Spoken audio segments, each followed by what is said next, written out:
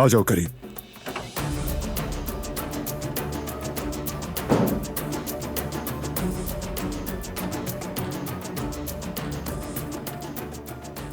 उस आदमी ने वेयर हाउस का पता बताया? मैं तुमसे कुछ पूछ रहा हूं करीम, जवाब दो। हमने रमजी वेयर हाउस पर रेड डाली थी बारान। क्या? मुझे इत्तला दिए बगैर तुमने ये काम किया? हम मजबूर थे, उस आदमी के होते हुए हम वक्त जाया नहीं कर सकते थे, लेकिन हमें कुछ पता नहीं चला।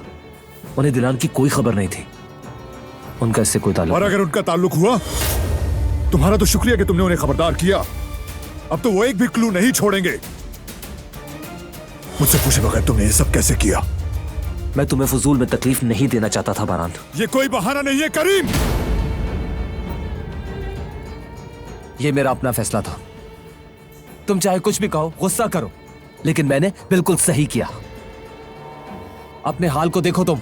जब से दिलान गायब हुई है, तुम्हारा तो हुलिया इंसानों वाला नहीं रहा। तुम अपने होश में नहीं हो। मैं होश में हूं।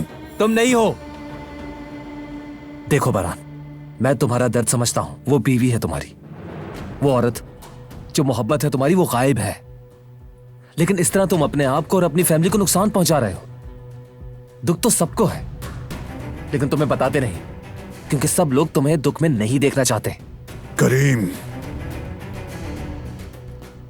बल्कि शायद तुम्हें अब ये सब छोड़ देना चाहिए। अगर दिलान जिंदा होती तो दोबारा ऐसी बात अपनी जबान पर मत लाना। दिलान जिंदा है, समझे तुम?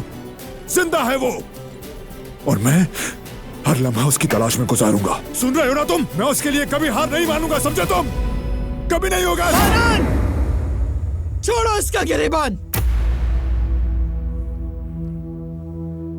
वो कहानियां अधूरी जो न हो सकेगी पूरी, उन्हें मैं भी क्यों सुनाऊं, उन्हें तुम भी क्यों सुनाओ।